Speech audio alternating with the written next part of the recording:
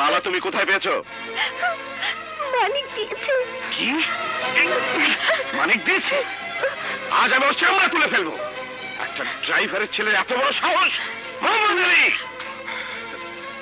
Sir. Mohammad Ali, তোমার ছেলে এই মালা পেল কোথায়? নিশ্চয় তুমি কিনে দিয়েছো?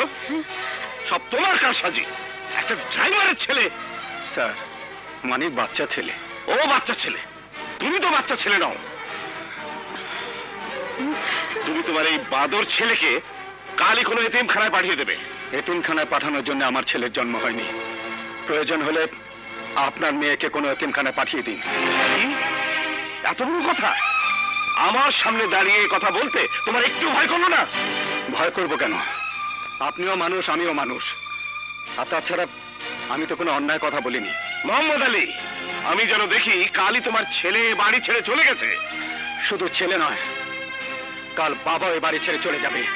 তবে যাবার আগে একটা কথা শুনে রাখুন চৌধুরী সাহেব, আজ মানিক কিছু না জেনে না বুঝে আপনার মেয়ে নীলার গলা মালা পরিয়েছে, কিন্তু ইনশাল্লাহ একদিন বড় হবে, জানবে, বুঝবে, আর সেদিনও জেনে শুনেই আপনার মেয়ে নীলার গলায় মালা পরাবে।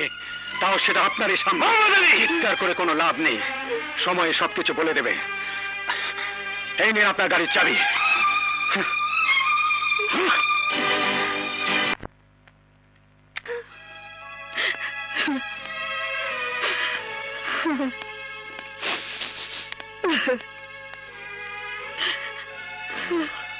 ভাবি সাহেব,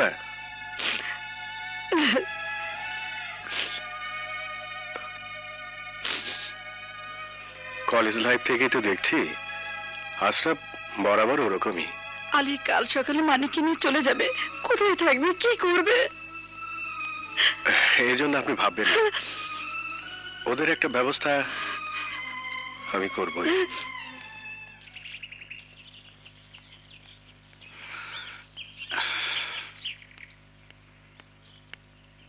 চলো।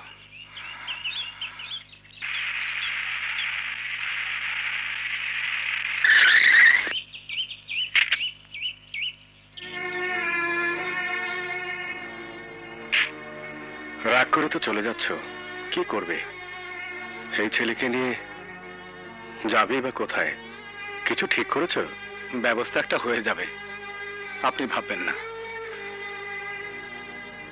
তুমি একা হলে বলতাম না, সঙ্গে তো এই বাচ্চা ছেলেটা আছে। কোথায় থাকবে, কি খাবে ও? যার কেউ নেই তার আল্লাহ আছে। যেখানেই থাকে ছেলেকে মানুষের মতো মানুষ করব ইনশাল্লাহ। আপনি দোয়া করবেন।